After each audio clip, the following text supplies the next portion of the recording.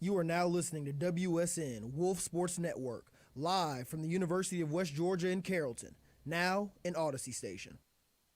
It's season 4 of Sports Out of Pocket. But to be the man, you gotta beat the man, and I'm saying, woo, right here. That's a W. How many of you want to eat a W tonight? We bring you the craziest controversies. What is crazy is like the $4.5 million out of Shohei's pocket is maybe like $100, maybe like $50 to us. Fire me up. And I have to go at this Braves offense for not doing a thing in October for the second year in a row. Twin picks. A lot of quarterbacks can do that. So 9 interceptions is getting Two it to your straight. receiver. And interviews you don't want to miss. This is the Philly Sports Guy, and you're listening to Sports Out of Pocket. This is former MLB All-Star Justin Masterson. Hey, yo, what up? My name is Josh Martinez from Z100 New York. Sports Out of Pocket is back and better than ever. Let's go! Ladies and gentlemen, welcome to another beautiful episode of Sports Out of Pocket.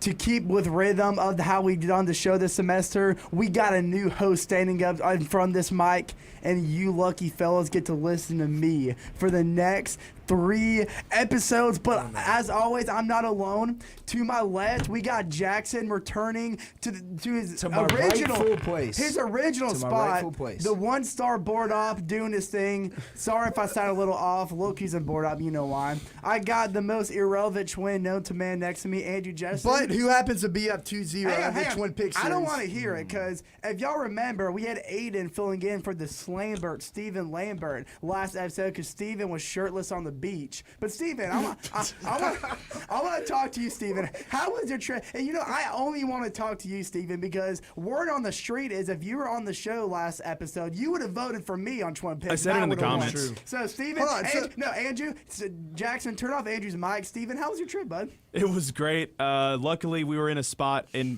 Florida that wasn't covered in the storms or anything. We didn't have any hurricane problems or nothing like that. We were in Panama City. The storms went through more Tampa Bay and Orlando. So it was just sunny and it was clear all week in Panama City, and it was good. We had a great trip, went to the beach. You know, I got to relax, just have a great time. What is happening right now? Andrew is currently muted. Oh, got it. All right. Yeah. I thought I was. But also, I think as far as y'all's debate went, I just think that, you know, Andrew's argument, I understand Travis Hunter's top 5 and both, you know, do two different categories. But also at the same time, I mean, being top 5 right now in football, while also this is an all-time record that we're talking about with the Boise State running back. I have a random fact out there. Did y'all know that Jim Harbaugh has more career rushing yards than Bo Jackson? That's actually wild. Okay, well, anyways. But I was also going to say, are you telling me that Aiden's opinion is not significant What enough? I am telling you is that in the NFL, there are some teams who are in the thick of it, and everybody knows. So we Hey, he skied in, and he knew where it froze. time to get into some controversy. I'm just here so I won't get fined. We in here talking about practice. It's time for the latest sports controversies.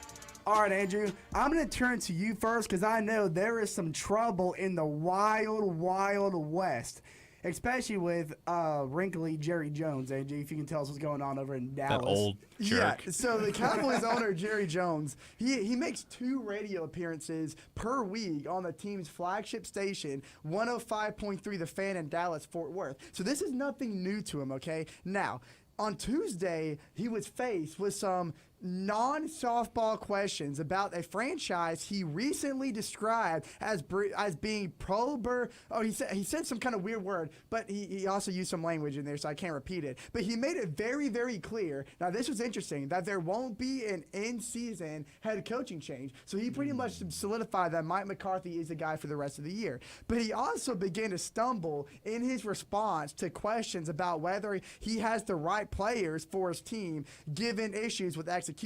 So this is what he said in response to that. He said, well, first of all, where are you going to go to get any players? he said, seriously, where are you going to go to get any players for next week against San Francisco? But after he concluded his word salad of a phrase, the questions got a little more pointed at Jerry Jones, and he started to get upset in response to a question from co-host Sean Sheriff, which, by the way, is being a co-host for a Dallas Cowboys radio. Sean That Sheriff? is an amazing name. That's tough. So this is what his question was. I think the counterback when you said, where are you going to get the players? You can't get them this week. Is, are you aware of all the offseason topics? So he was throwing a question about the offseason miscues that didn't improve the Cowboys as previously proposed. And this was his remark. He said, listen, let me tell you what I'll do. Let me tell you what I'll do about it. I will let you sit down and look at the decisions we made over the last several years, okay? I'll let you look at it. Now, if you think I'm interested in a darn phone, which he didn't say darn, in a darn phone call with you over the radio and sitting here throwing all the good question out with the dishwater, you'd have to be smoking something over there this morning. I'm not, and I really don't, and I don't even want our listeners listening to me talk about it. This is not your job. Your job isn't to let me go over the seasons that I did something and I'm sorry that I did it. That's not your job. That's not your job, or I'll get somebody else to ask me these questions. And he said he's not kidding. So this is what I think of it. I think Shannon Sharp on First Take said it perfectly. This is a man of power who is scared of taking authority over a terrible offseason. He wants all the credit when the Cowboys are succeeding, but doesn't want to take a single ounce of blame when they're not. It's funny when he says that's not your job. It's not your job. Oh, buddy, it is his his job. job. That's quite literally what his job description displays. It's a threaten to get replacements for a guy who's been doing this for many, many, many years is outrageous. How dare you? I'm just saying. How dare I'm just you saying. guys question Jerry Jones, all right? How dare you guys, okay? Listen, this man has been, I mean, the amount of success that the Dallas Cowboys have had underneath Jerry Jones just speaks for itself. I mean, so many Super Bowl rings. I mean, we have to know that in the last century alone, the Cowboys have like 7, 10 Super Bowl rings. I mean, Jerry Jones is doing the right thing as the owner for the Cowboys. Everything's going right. They definitely didn't get blown out by 50 this past week. I think that son got to Steven said, we want Aiden back. Do you want to know what the unfortunate thing about it is, Steven? They paid, between Dak and CeeDee Lamb, it was a total of $400 million spent on both of their contracts. And Andrew, you mentioned that there was going to be no in-season coaching change. I'm looking at Mike McCarthy's record as the Dallas Cowboys head coach. Go. He's fine in the regular season with a 45-28, but we look at the playoffs. 1-3. Honestly, I'm hating on it just because I'm an Eagles fan, but I would rather have, do y'all remember Jason Garrett? Yes. Yeah. I would rather have Jason Garrett than Mike McCarthy at head coach The right success was about the same, though. The success was about the same. But my favorite Jerry Jones theory is, I don't know if y'all seen this floating around TikTok recently like I have, but a couple years ago, before the Cowboys won their first Super Bowl, apparently he went to a church service, went to the altar. I'm not joking. Where is this going? And asked God that if he brings them one Super Bowl, he doesn't have to do it ever again. And I think it's kind of funny that they've won their Super Bowl and it's never happened again. Well, no I wonder think why. Jerry Jones has brought a curse to the Dallas Cowboys, but there's some other trouble going on in the NFC East. Jackson, what's going on with Sirianni and your Philadelphia Eagles? I've gotten fired up. This is time to get fired up. It's controversy. As y'all know, or if y'all are new to the show, I am your resident Eagles fan, Jackson Voles. And Nick Sirianni, in this past game, booed and barked at our fans. I don't like Sirianni. I've said multiple times that he needs to go. Don't say There barking. Also, 2 years... Don't say barking your chase. Got it. And 2 years ago, we did make the Super Bowl, but it wasn't due to Nick Sirianni. It was due to our offensive coordinator and defensive coordinator, Shane Steichen, and Jonathan Gannon. Jonathan Gannon is now the head coach over at Arizona, and Shane Steichen is now the head coach over at Indianapolis. Honestly, thinking, you think we'd improve with the additions of Kellen Moore and Vic Fangio.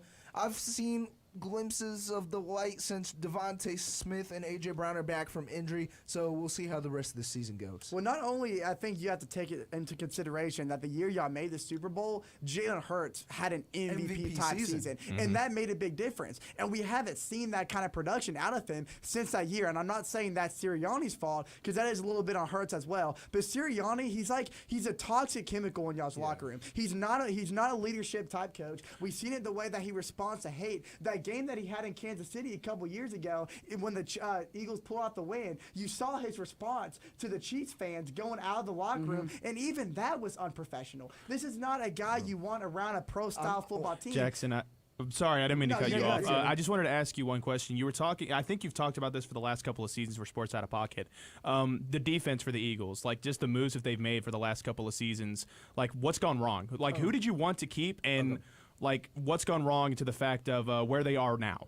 So a veteran presence over the offseason did retire in Fletcher Cox. We have like an older secondary. We did have the additions of Cooper DeJean, which Cooper DeJean is a punt returner for us right now. Yep. He's a punt returner for us. Quinyon Mitchell has improved week by week. I'm going to give him, as I said, lenience because he is a rookie.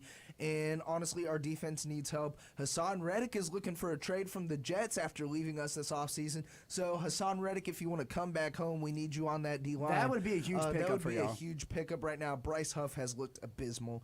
We paid him too much, a 3-year, $51 million deal after a breakout year with the Jets. But right now, we need to make some moves mid-season, like I don't know.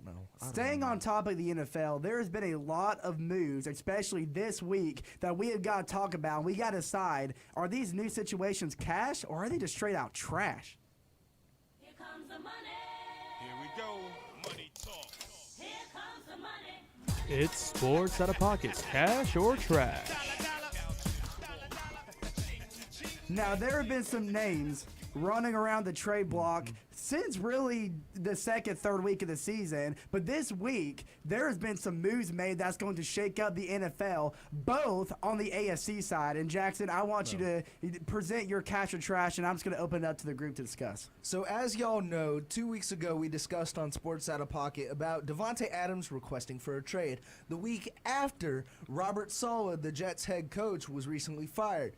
In the recent week, Davante Adams is now a New York Jet, and the Raiders received a conditional third-round pick that can be a second-round pick. As y'all know, Davante Adams has that previous history with Aaron Rodgers, who's the quarterback over there. And also in the AFC East, shout out to JT Groves. He's in the control room right now. Amari Cooper was traded from the Browns to the Buffalo Bills, also for a conditional third-round pick as well. My cash or trash would be, who would be more effective on their new teams, Davante Adams or Amari Cooper? Steven, I want you to go first. Present. Is this cash or trash? So the only reason that the Jets, like, I'm leaning more towards so here's the thing. I'm leaning more towards the Bills. I think Amari Cooper's going to be more effective with the Bills offense than Davante Adams is going to be with the Jets. The only reason I don't think Davante Adams is going to be that effective for the Jets is because they're going to obviously defenses are going to be targeting Davante Adams, and that's going to open up some more space for Garrett Wilson. So it benefits the Jets in a way because it leaves Garrett Wilson to have more time to get open in the pocket. That's the same thing with Lazard. Okay. Mike Williams is completely gone.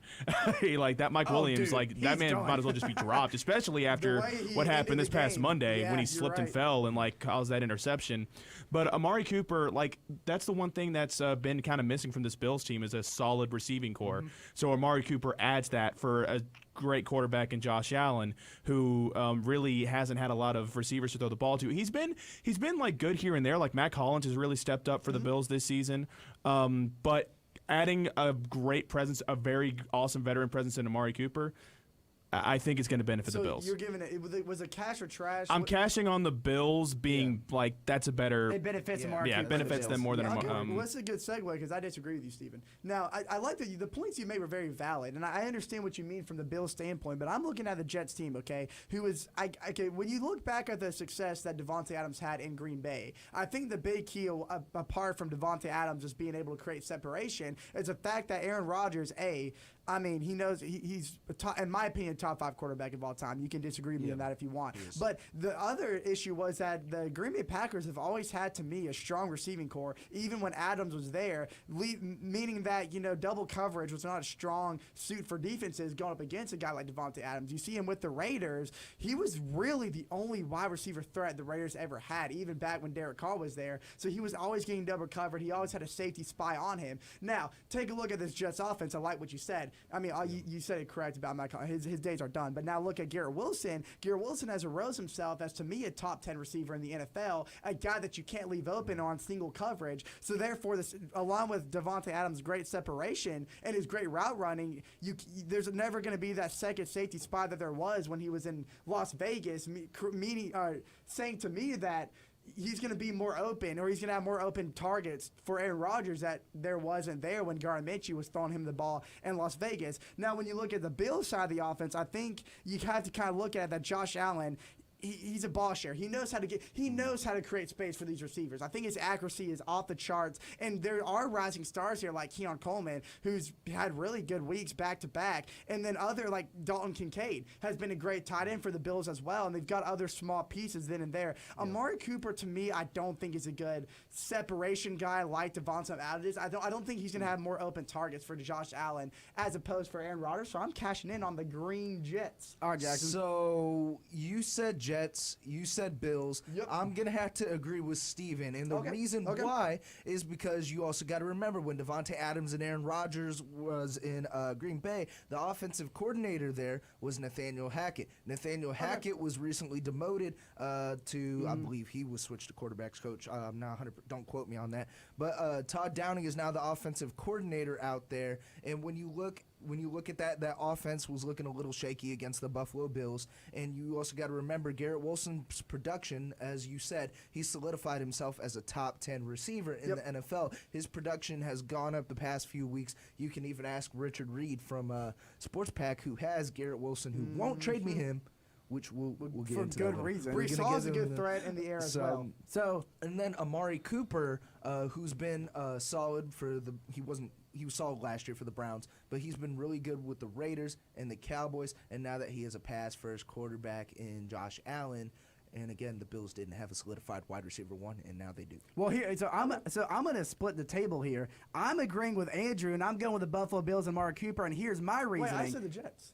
Oh, Steven. Oh, I'm sorry. So you're agreeing with us. You said it, Bill. I'm sorry. I'm sorry. Yeah, I'm sorry. You're the minority, buddy. Steven and Jackson, I'm sorry. I'm agreeing with y'all. That's right. I'm cashing in on the fact that Amari Cooper and the Bills are going to be more effective. And here's my reasoning.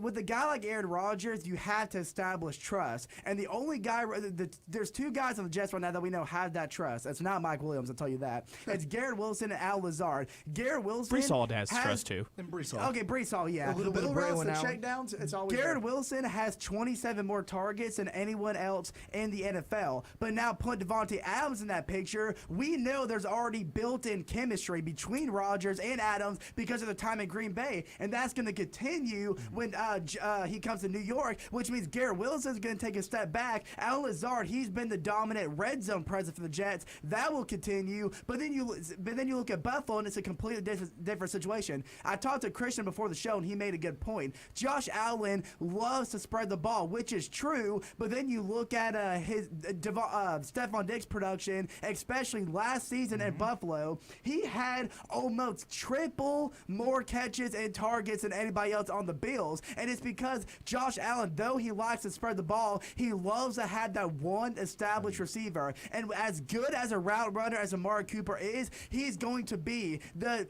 solidified Stephon Diggs, quote-unquote, for Josh Allen and the Buffalo Bills this season, which is why I'm cashing in between y'all two. Now, we have a minute left. I'm just going to throw this out here. Quick catch or trash. Should Mike Tomlin give Russell Wilson the start against the Jets this week? Absolute trash. Absolute trash. I'm not going to say it's trash. I don't like the idea of replacing Justin Fields when you're 4-2 with them on the field, but I think they're looking at it from the standpoint that though they are winning games, the defense is winning them those games. The defense is carrying. And they're still having trouble, aside from Najee Harris, these breakdown runs. They're having trouble finding the end zone, especially when they're red zone. Not a lot of their red zone trips are resulting in touchdowns, and I think with Russell Wilson being an established veteran in this league, that's where they're trying to get more production out of, with the option of starting Russell Wilson. I will say the only thing is that offensive-wise, Justin Fields is in the bottom tier category in the NFL on both passing yards and QBR, which could be the reason. But Mike Tomlin's going to be careful. He can't make Justin Fields too mad before the love runs out. We're going to go into a quick song break, ladies and gentlemen, but we'll be right back. Tune into to Wolf Sports Network if you want to hear the song play over the air. This is former MLB All-Star Justin Masterson, And you're listening to Sports Out of Pocket on Wolf Sports Network.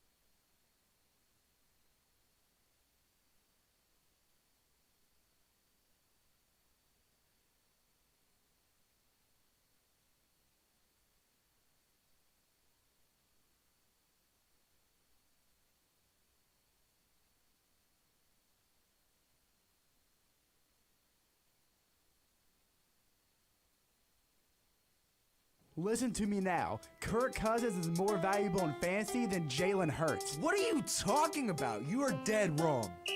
It's time for some fantasy football. Welcoming back to the show our very own Christian Tyler. We are coming off a very intense week of fantasy. I'm very disappointed in last week because my team, I felt like, played really good. But credit to Richard Reed. Back-to-back, some of the most dominating point weeks. Yep. Yeah, I mean, my team dropped 120, which isn't bad, but when you go up and guy drops 155, there's not much you can do. But Christian, welcome back to the table. I'm going to open up to you first.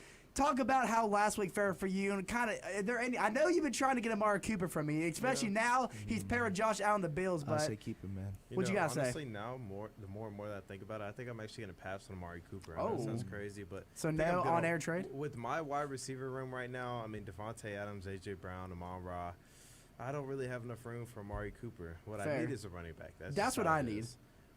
But hey, real quick though, as always, look, okay, as far as people that you need to pick up this week, you always need to be running your waiver wire. I mean, just looking on the waiver wire. Don't be like Jackson and just, sleep. And then I take that back. Jackson, I think he picked up Roshan Johnson. That was a pretty good pickup. All the people that you should already have on your team already, if you do not run to your league, go get them. Kareem Hunt, Tank Bigsby, and Demario Douglas. Please go grab all those if they're still available. Someone new for this week, pick up Trey Tucker. With Devontae Adams now leaving, they need a bona fide and solid wide receiver too. And honestly, Jacoby Myers is probably going to be getting doubled. So that's what you need to be looking for. All right, Steven, if you want to go ahead and recap. I know you had a tough loss this past week. What really stinks about this is I thought I had my team set up the way that I needed to for this matchup against Jackson. Credit to Jackson's running back duo, because that's the reason that he won this matchup against me. DeAndre Swift and who's the other running back? Bijan was the Bijan Robinson. Bijan Robinson obviously had an incredible performance against the Panthers, having 2 rushing touchdowns. DeAndre Swift played amazing in London. He had 21 points. And obviously your quarterback, I'm sorry, I don't have the team pulled up in front of me right now. Your QB? Mayfield. Baker Mayfield's been one of the best quarterbacks in the league this year, especially passing-wise. He's just been putting up a lot of red zone production, and good Lord, I mean, they put up 51 points, and most of that was through the air. So Baker Mayfield put up a lot of points. I decided to bench C.J. Stroud this past week and start Kirk Cousins because I thought he was going to have a good performance against this Panthers defense. Obviously, that didn't work out for me. He had 1 passing touchdown to Drake London, and he could have had a passing touchdown to Darnell Mooney, who would have been great for me because I have them as a duo, but Darnell Mooney tripped, and he couldn't run himself to the end zone, which that's been kind of a running theme with Darnell Mooney this year. It's just he's not able to stay on his feet and get in the end zone. It's tough. It stinks. Breece Hall had an amazing performance for me that almost got me back into the game and almost won me that. He had 21 points this past week against the Buffalo Bills, and again, it's the same thing. This is why Breece Hall is such a shaky start right now for everybody that has him, is because this Jets O-line is horrible. It's terrible. They cannot put him in, they have no – Breece Hall has no, room to run the ball and to get it into the red zone. He's had a very limited production this year, especially in the red zone of getting it into the end zone because of just how bad this O-line is. I did want to say one thing about your team, Steven. Breece Hall, you also got to remember, as we spoke about last segment, the addition of Devontae Adams. I don't know if that's going to limit Breece Hall's production or not. He's still here's the thing about it, is that his production's been limited no matter what because of the O-line. It doesn't matter who you bring in as far as receiving goes. This is an interesting fact. That's why I didn't mean to cut you off there. But this is an interesting fact to bring in. Aaron Rodgers hasn't had a 300-yard passing game in years. We're coming up on 3 years, which means it's not necessarily that they haven't been pass heavy, but it's just that he hasn't. I don't know if it's the weapons. I don't know if it's the old age, but which is why Breece Hall's getting the carries that they are, because Breece Hall's been a main factor in the offense. So Jackson, you bring up a good question, but it's not only that the O-line just can't block for him. There's been multiple times, especially in that game against Buffalo, that Breece Hall would have a big play and then it get called back from a hole because they're just so undisciplined. But Jackson, I hate this part of the show because I love this. We all know what he's gonna say, but Jackson, we have to give credit where credit's due. Mike Evans, with the limb production he had, you were still man to win, and you're 6-0. Jackson, go ahead. No. Put your face right up to the mic and say what's on your heart, man. I was gonna say the same 3 words I say every week. Pretend I didn't say that. And y'all also got to remember, if y'all are new to the show, I have Nico Collins. Nico Collins is out for 4 weeks with a hamstring injury right now, and I still put up 137. But there is something I really like about my team. Unfortunately, DeAndre Swift is out this week because he is on a bye. DeAndre Swift has picked it up 3 straight 20-point games. 3 straight 20-point games. But guess who's back? Anybody? Nick Chubb? Nick Chubb is back. No, he's gonna start. His touches are about to be very limited. It's gonna be limited, and I don't want to start Ty Chandler. So especially if Cam Akers coming to Minnesota. I think. Yeah, what's up? Why don't you tell us about your trade and the reason you did it? Oh yeah, talk about that. There was a recent trade, and Steven did mention I had Bijan. Keyword had. I have my boy Saquon Barkley, thank you, Burger World, a.k.a. former sports director Brendan Willoughby Ray and host of Sports Pack. I got Saquon Barkley and the reason why. Bijan has had great games, has had great weeks, and I thank him. I thank you for your service, Bijan, on Nico Suave, but he's been a little inconsistent. Yes, Saquon did have a down week last week due to the return of Devontae Smith and A.J. Brown. I don't think that's going to continue this week because we did see what Saquon did week 1 with the occurrence of Saquon with the occurrence of A.J. Brown and Devontae Smith. They go against the Giants this week, who have a really bad run defense. Kayvon Thibodeau is out. Yes, they have Dexter Lawrence. That's the only guy I'm honestly really worried about. But Saquon's projected 19 points. Again, projections don't mean anything. But, I'm really high on Saquon, so we'll see what happens. Yeah, I just said little Timmy would be ticked, by the way, to hear you say that. But I'm sorry, anyways, little Timmy. moving on Wherever to my you team. are.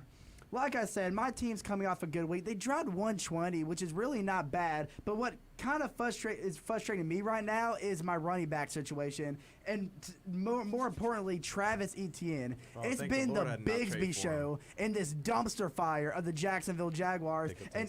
And not only is Etienne's touches getting lower and lower, but his health is starting to get a little shaky. He got shaken up last week, and now he's listed right now as questionable. And with the way Bigsby's been playing, I can only imagine even if Etienne does end up playing, his touches are going to be limited, which is why I now have J.K. Dobbins in the starting running back spot with Joe Mixon, because thank God Joe Mixon's back. If Joe Mixon was out, I would definitely be screwed. But Joe Mixon's coming back a really good week. He dropped 19 points last week. Yes, Jackson? You know who's really high on Joe Mixon? Said he was better than Derrick Henry on Sports Pack? Jason Barker. Dude, Derrick Henry right now is easily the best running back in the NFL. He is literally #1 on multiple categories. Andrew, this is not your segment. Get off the show. Get out of here, man. Get out of here.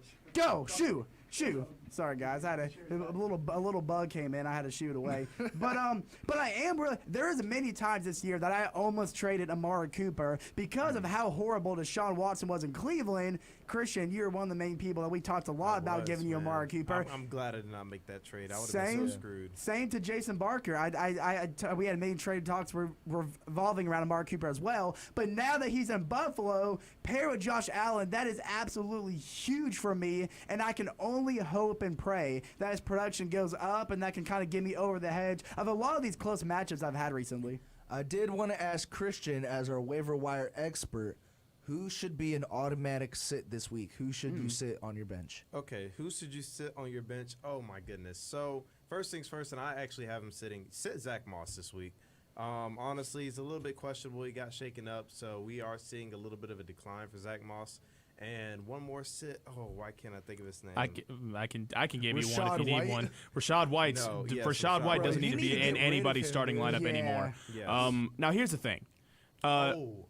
Wait for this week, okay? Just wait and see if he has any receptions, because the one thing that Bucky Irving has not had is he's not a dual threat. He is a straight-up running back threat. He's a straight-up guy that can just run up the middle. Rashad White has that dual threat of being a reception running back while also being able to run up the middle as well. There just hasn't been a lot of times where he's had a lot of good carries. So pay attention to this week. We'll see where Rashad White lands. Oh, I was going to say, so two more real quick that I actually forgot about. Sit Javonte Williams this week and sit Ramondre Stevenson. I'm just saying, I did my homework this morning. I was watching. You want to sit those two running backs this week. Tough matchups. Yeah, he's talking to you. Dude, you also got to mention another Buccaneers running back who dropped 32 points last week, and Bucky Irving wasn't even the primary running back. It was Sean Tucker, the guy out of Syracuse. I believe this either was his sophomore or rookie year. I forgot which one, but he did fantastic against that Saints defense. They couldn't stop the run. And I remember him at Syracuse and Florida State playing him. I always thought he was one of the most underrated running backs in the ACC. Speaking of college football, last week was one of the most wild weeks of college football we've ever watched. But it's only going to get crazier this upcoming week. And we got some games to talk about. Let's go to Game of the Week. Alvarez hits a high drive center field. Veerling's back. This game is turned upside down. It's time for the Game of the Week. All right, ladies and gentlemen. We got a potential Subway Series on the verge. We got a wild week of college football. We got all kind of games to talk about. Who wants to open it up? Going once, going twice. Let's go ahead and go with the obvious game that everybody's going to be paying attention to this week. The Bulldogs and the Texas Longhorns. Yes. Now, I am very worried about this game as a Bulldogs fan. Because we were talking about it earlier today that another Bulldogs loss, especially after that Alabama loss, I understand it's a 12-team playoff, but at the end of the season, having those 2 losses to the Georgia's name, and also the rest of the season, you still have to play Ole Miss and you have to play Tennessee. They're both away, by the way. And then the SEC championship. There's no telling what can happen for the rest of the season. So this is like almost, you can pretty much just say that this is a must-win for the Georgia Bulldogs. It feels like now, that. Here's the thing. Do I think they're going to win this week? The way that they've been playing this year, I'm not confident. Like, I have a little bit of confidence when it comes to our Bulldogs right now. I love them. I think that we have the potential to beat any team that's in college football, especially against the Alabama game. People forget that we came all the way back and took the lead in that game. Yep. The offense is there. The offense can be there. Carson Beck has the potential of being that guy to step up in those big moments. We just haven't seen it yet. Right. We haven't seen it as a fan base, and it's hard for us not to be worried going into a Texas team that's just firing on all cylinders right now. Quinn Ewers against Oklahoma looked incredible. He did. He looked unstoppable. He looked like one of the best in the game, which he is. So going up against that team, especially the way that our defense has been playing, I hope that we can tap into a little bit of what we saw against Clemson at the beginning of the year. Because if we don't, then we're in for a butt kicking this weekend. So I was going to say, Steven, as a Georgia Bulldogs fan, what do you think your primary problem is? Secondary. Listen, honestly, here's the thing. There's 2 main problems. Secondary, yes, is one of them. Our guys like in the backfield are getting beat. Yeah. We have been allowing too many open catches and too many catches that are just like, what are we doing? Especially like Mike Williams, a 17-year-old. It's the catch that everybody's talking about at the it's the catch of the year so far for me. You said Mike Williams. I said Mike Williams. We were just talking about Mike Williams. Ryan Williams, the 17-year-old phenom for Alabama. He made that incredible catch against us, which like our defenders were just putting our hands up in the air, like there was no chance that we were able to block that. Yeah. Okay, but also another big problem for us right now is that we are Carson Beck. That's a big problem right there. Carson Beck is throwing into just double coverage. He's making bad decisions. We see him drives to where like he's making right decision after right decision, Right. and we've seen him make incredible throws. But in those situations to where it's time to step up big, we've seen him crumble. We've seen him like when he's pressured out of the pocket. We've seen him make bad decisions. And if that happens against Texas, put us 6 feet under. We're done. And I don't know about you. I'm still not a big fan of Mike Boba's play calling. It's gotten better since the second half of the Alabama game, but against Mississippi State, there were still a couple plays. I was like, the Georgia Bulldogs gave up 31 points. You against can't Mississippi blame the worst team in the The one SEC. thing that I listen. There's nobody that has given Bobo more crap than me. But you can't blame Bobo for Carson Beck throwing into I'm not blaming him for absolute that. coverage. Like that's on Carson Beck. That's on him for making the plays. Like he's just making bad decisions. He's making a bad read. Right. And like that has to change. You have to be better, especially when you're the guy that we've given the team to you. You're the senior. You're the guy that's supposed to lead us. Making decisions like that, like you're right. you're bringing your team down. It doesn't matter what play we call. You have to make the right decisions. Absolutely right, Jackson. I'm going to point it to you really quick. Talk about your game. I was going to throw it to another college football game. Speaking of bad decisions, Steven, Alabama versus Tennessee. Alabama, the past 2 games, Alabama lost to Vanderbilt. And again, everybody, even if you're not a Vanderbilt fan, I'm pretty sure everybody was a Vanderbilt fan that night. And then Tennessee also, I don't know who they lost to. I haven't been really paying attention. I don't care about lost to nothing Arkansas. but the Wildcats, Kentucky. So, All right, Christian, since you're also going to talk about that game, what's your biggest highlight that you want everybody to keep an eye on during this Alabama and Tennessee matchup? So the whole thing about it is, honestly, first things first, Tennessee did lose to Arkansas. They did. But the biggest thing is, honestly, this Alabama's on the road. They're going into Tennessee, and they have a lot of pressure. I mean, to be honest, this really is like the season for the Tide. And I don't mean that obviously, it's kind of iffy, but it's going to make it a lot harder for them to come and fight back after, a loss after one loss against, of course, Vandy, and then a really, really close game against an unranked team. If there's a loss here, I mean, we can see them drop to, 9, 10? Oh, yeah. And make it You are 100% right that this is like a really big win that Alabama needs to have, but also at the same time, last week was their season. If they would have lost to South Carolina, they're done. It was over. Yeah. They are absolutely, because that's 2 unranked teams they would have lost to in a row. At least if they lose to Tennessee, Tennessee's in a ranked team. They're 11, so they're not. Alabama wouldn't go as far back. I think they do fall out of the top 10 if they lose to Tennessee this week. I just don't see it happening. I just think Alabama's going to figure it out, and they're going to end up pulling away. All right, Jackson, before we end the segment, there is a big NFL game going on. Division foes facing up. Jackson, what you got to say? Now, Christian, I'm not going to talk about your Green Bay Packers. I'm going to talk about the top 2 teams in the NFC North. The Minnesota Vikings and the Detroit Lions face off this week. If y'all didn't know, last week it was I believe it was last week's Twin Picks. The Vikings, or we were talking about the Vikings and the Chiefs regardless. Vikings are 5-0. Detroit is 4-1. This is going to solidify. Everybody has questions about if Sam Darnold, is he going to continue to keep this momentum up? And Detroit, who's been on fire recently as well. As y'all know, they dropped like around 40 points against Dallas last week. They were messing around with the Cowboys. I'm excited they for had this a lineman game. at wideout. I just wanted to get y'all's predictions before we end off this segment. Christian, as a Packers fan who is not a fan of the Vikings or the Lions, I wanted to ask y'all score prediction first. First things first, I will correct you because the Vikings and the Lions are not the top 2 teams. It's most definitely the Lions and the Packers. It's the Packers and the Bears. Just being honest with you, Christian. because the whole thing about it is this: the Vikings, though they've won and they're 5-0, they're just like Jackson's fantasy team. They just happen to have Look, you got to give Sam Darnold his credit, He's been though. playing good, but they also had 28 unanswered points when Love threw 3 interceptions in one half, and they still put up 28 points. There's a lot of things, a lot of reasons to where when you really look at the game, they're not as good as people make them think. I've got one question, and I want this to be a roundtable. How big of a loss is Aiden Hutchinson, especially going into this game with this Vikings running attack? And also passing attack, too. It's a big loss. Just to let y'all know, Aiden Hutchinson is probably out for the season. He's definitely out. That was a tough watch. It's a 9-month recovery for an injured tibia.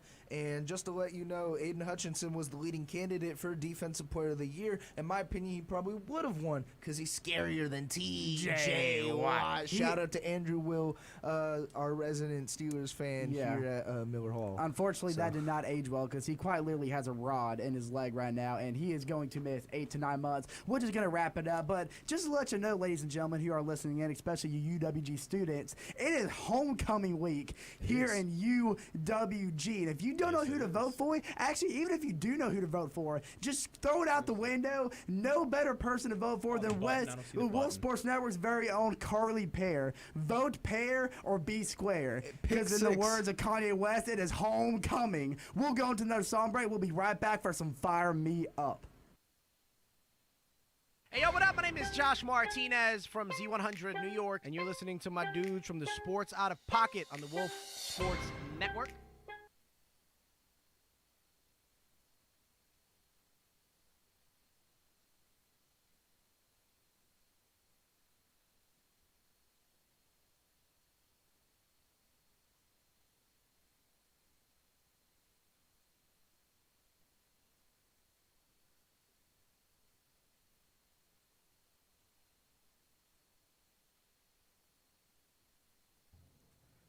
By the way, y'all, if y'all have not, if y'all want to listen to the music, go to wolfsportsnetwork.com.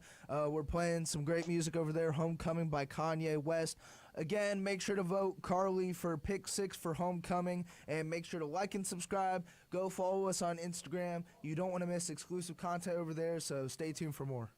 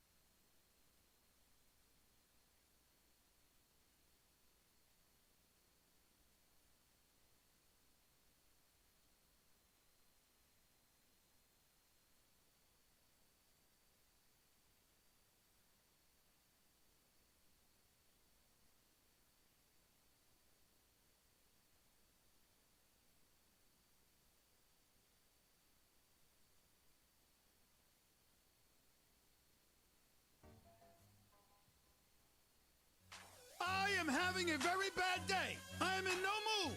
This is one of the worst days that I've had in a long time. Fire me up.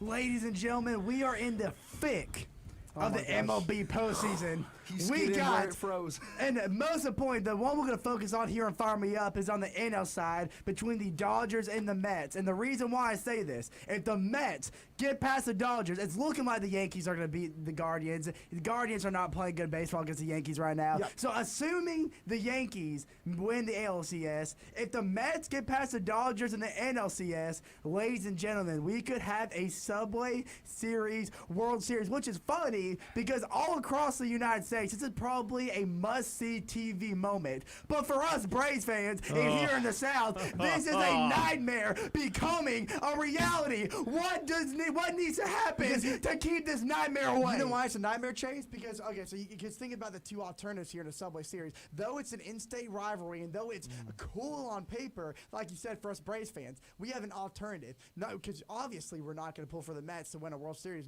No way in this world am I pulling for the Mets. But that means we'd have to look over for the Yankees and pull for the daggum Yanks, okay? That's another thing I don't want to do. The Yankees are the equivalent to the Dallas Cowboys. Everybody hates it's them, the bro. same. That's what I'm And saying. they pose to be America's Steven team. does. Nobody in America wants to see the Yankees you win. run into Yankees fans anywhere, they're going to talk about 27 World Series. Hey, I'm walking here.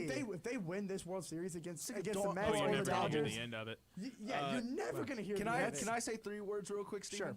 Let's go Guardians.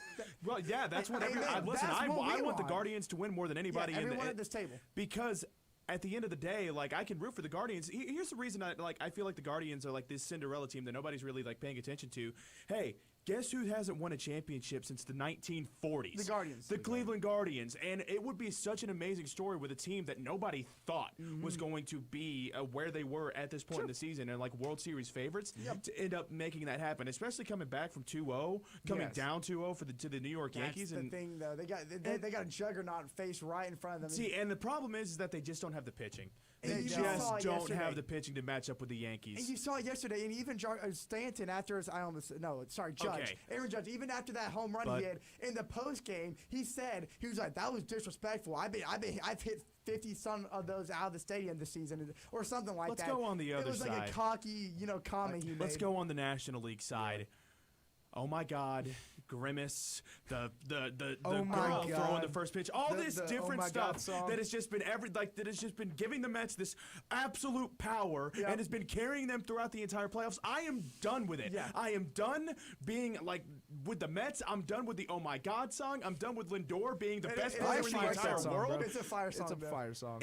It is, but I'm done listening to it. I'm done with these Mets. Oh I'm done. I my can't God. do it anymore. And that gives him magical powers too because Jose Iglesias has been doing great. Mark Vientos is playing like an absolute superstar right now. I'm annoyed because here's the thing: the Mets were dead. And the Mets did the thing that I wanted the Braves to do so much. The Mets stunk throughout the first half of the season, and then the second half of the season started, and they were the hottest team, riding that all Just the way like to the 21 October, and they Braves. haven't stopped it. Let's keep the focus on the Dodgers and Mets. Now, I hate to tell you 3 Braves fans, tonight's pitching matchup, Walker Buehler for the Dodgers and Luis Severino, who's been going off in the playoffs, is pitching for the Mets. And just to let you know, the Mets are favored 54% to 46%. And they're wearing their black jerseys. If that But means anything to y'all guys. the thing is, we'll move into Queens. Like, this is in front of a rowdy New York crowd now. And watching that first game where the Dodgers absolutely obliterated the Mets and won 9-0, I was thinking, you know what? We might be good. The Game Mets two. might not be about that NLCS life. But then look at game 2, and it was the exact opposite, man. And it's It was just the scripts flipped it. And It was a bullpen game for the Dodgers. That is true. The bullpen, like, they had to go to a bullpen game, so they have their pitching rotation set up going into New York. Now, am I saying that that's going to make a difference, especially with Luis Severino and how this Mets offense has been performing? Maybe not. Yeah. But also at the same time, let's look at this Dodgers offense. And also, here's the thing. It's not a great alternative either way because I don't want the Dodgers and the Yankees to go into the World Series either. I would much rather prefer that than seeing the Mets. The only scenario that we get that's going to make an enjoyable watch for Is me the is if Guardians. the Guardians come Yeah. back down 2-0. That's the only scenario that I'm actually going to be able to sit comfortably in my living room chair and watch the The thing World is Series. like, here's the thing. We might want this, But baseball is dying For to a get Subway a Series. Subway Series. Give the Mets and the Yankees, and would honestly, be baseball electric, fans bro. are probably dying for it too. The ones that aren't Braves fans. Yep. Yes. Braves fans just want the Mets to be out of the playoffs altogether. But also at the same time, this is what really stinks about this. I can't stand the Yankees. Everybody knows that I can't stand the Yankees. Yep. I don't like their franchise. I don't like their fans. I just don't like how, like every time. And what's funny is the Yankees fans actually like Braves fans. But we're gonna go back and forth here. I just don't like how, like, the Yankees fans, like you said, they'll brag about those 27 rings and like how, like, yeah, like we're the best franchise in all of baseball. Listen, I get it. We understand. But y'all haven't been relevant for the last decade. And now, if they win this ring, they are never going to shut up about it. But also at the same time, I will take that over a Mets team winning the World Series. But I hate because that you think the Yankees fans are going to be bad? The Mets fans, if they win a ring? Especially towards Braves fans. But I will give a glimmer of hope to all those who think the Guardians are lost. Because like you mentioned, it's the pitching dominance that's helping the Yankees right now. Garrett Cole, look what he did in 4 innings. Look what Carlos Rodon did in his 6. 9 strikeouts in that game 1. Because it's the juggernauts for the Yankees right now aren't great. Jazz Chisholm hasn't been great. Aaron Judge hasn't been great. Now, surprisingly, Carlos Stanton's been the big man for the Yankees, but the top half heavy part of the Yankees line, it hasn't been great. It definitely hasn't been bad. Soda's been good. But it's Yes, been, Juan Soto's been good. But look I at the didn't mention picture. Juan It's Soto. been like that since late August. In terms of like lineup Yankees production. are known for being inconsistent. Yes, and the Guardians are coming to Cleveland. You were talking about pitching dominance. Honestly, this guy was on my fantasy baseball team earlier this season, and he did have a season-ending injury. In my opinion, he was the best pitcher in the MLB at this point. Shane Bieber, dude. If Shane Bieber was still on that Guardians team and healthy and active, I think they have a chance with the pitching dominance matchup. Yeah, you know, if Ronald Acuna, Austin Riley, Spencer Strider, and everybody was on the Braves, they'd probably still be in the playoffs too. But you know, tough luck. Eliminated by the Phillies. That's the thing about the Guardians is that they've been able to get all the way to the ALCS with the injury, like of Shane Bieber being like their number 1 pitcher. There's still hope for them because I did see something in that Yankees game like last night, especially in that 9th inning. There were some better at-bats. There was some momentum heading into Cleveland. I don't think they're going to lose in Cleveland. I think this series does get back to New York. Right. It's at least going to Game 6. Now, does Cleveland pull it off? I'm not sure, brother, because they have to win at least 2 games in Cleveland for them to pull to give them a shot. And give then them a go shot. back and win well, a for them game. to actually win, if they lose 2 games in Cleveland, it's over. And then go back and have to win a game or 2 in front of the bleacher creatures, which is, proven to be difficult for them already. But you're right. And you talked about the offensive production that we saw in the late innings of last game. That's something that's going to have to stay consistent all throughout this trip in Cleveland. And we haven't seen it in this ALCS yet. But Chase, I guess I want to ask you a question real quick. I would love to answer. Regarding, I want to paint a picture for you, okay? Because we already talked about the alternatives. If the Yankees beat the Guardians, okay, and the Mets make the World Series, we'd have to pull for the Yanks over. Okay, but let's say in a crazy world we get a Dodgers and Yankees World Series, which would also make my eyes bleed. Who would you pull for? Oh, the Dodgers. Okay, so we're all in agreement that we pull for the LA. Oh, listen, watching Freddie Freeman win another ring, even though it's with the Dodgers. And watching Shohei win his first ring. I want to make sure that we're and his all first in agreement. postseason run too. And that the fact that we might, very, very slim might, that we might see the Asian sensation. I know he's not Asian. I just want to say that on the mound for a potential pitching showing in the World Series. It's a very, very minor possibility, but the possibility is out there. It seems odd that they would wait till the World Series. I know they would have to, but why would you throw him at unfreshed arm in the World Series? It doesn't make sense. That's why I say it's a stretch. That's why I say it's a stretch. Speaking of Asian sensation, we're going to stick with this Mets and Dodgers series. Just to let you know, the pitching matchup after this game